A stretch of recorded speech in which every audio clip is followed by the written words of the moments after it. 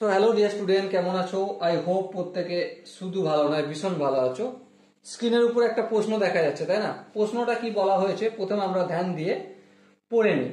প্রশ্নে বলা আছে sine of A minus C plus 2 into sine A plus sine of A plus C divided by sin of b minus c plus 2 into sin b plus sin of b plus c equal to কি sin a by sin b।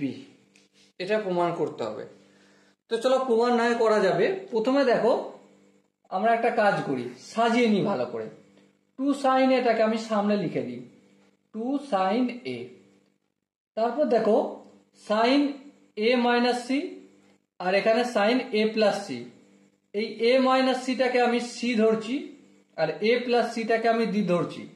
তাহলে sin c plus sin d কি হবে? 2 into sin c plus d by 2। C বলতে এখানে a minus C, এটা হলো C plus D, D বলতে এখানে A plus C by 2। Minus C plus C কেটে গেল, 2a বাই 2 দুই দুই কেটে গেল, সো এ হলো। তাহলে 2 into sine A into cos C minus D by 2। C বলতে এখানে A minus C minus A minus C, okay, by 2। দেখো C minus D, minus D direct গুণ করে দিয়েছি, আর কিছু করিনি, ঠিক আছে। প্লাস এ মাইনাস এ কেটে গেল, সো কি পেলাম আমি? মাইনাস 2c বাই 2 দুই দুই কেটে গেল, সো মাইনাস সি হলো। তাহলে কস অফ মাইনাস সি মানে কস সি, চলো লিখে দিলাম, ওকে। সেম একই কাজ আমি এখানটাও করব। 2 সাইন বিটা আমি কমন বা আগিয়ে রাখবো, plus sine C, B minus সিটাকে এখন সি ধরবো আর বি প্লাস সিটাকে আমি এখন ডি ধরবো। তাহলে 2 C sine C plus sine D এর সূত্র কি? 2 into sine C plus D by 2। C বলতে দেখো, সি বলতে এখানে বি মাইনাস সি, এটা হলো সি প্লাস ডি, ডি বলতে এখানে বি প্লাস সি আপন 2। প্লাস সি মাইনাস সি কেটে গেল, 2b আপন 2 দুই দুই কেটে গেল, সো বি থাকলো, সো সাইন বি হলো। আবার কি into cos of C minus D, তার মানে বি মাইনাস সি, এটা হচ্ছে সি মাইনাস, ডাইরেক্ট গুণ করে দিচ্ছি, মাইনাস বি মাইনাস সি আপন 2। মাইনাস বি প্লাস বি কেটে গেল, সো মাইনাস 2c আপন 2, এই দুই এই দুই কেটে গেল, সো মাইনাস সি।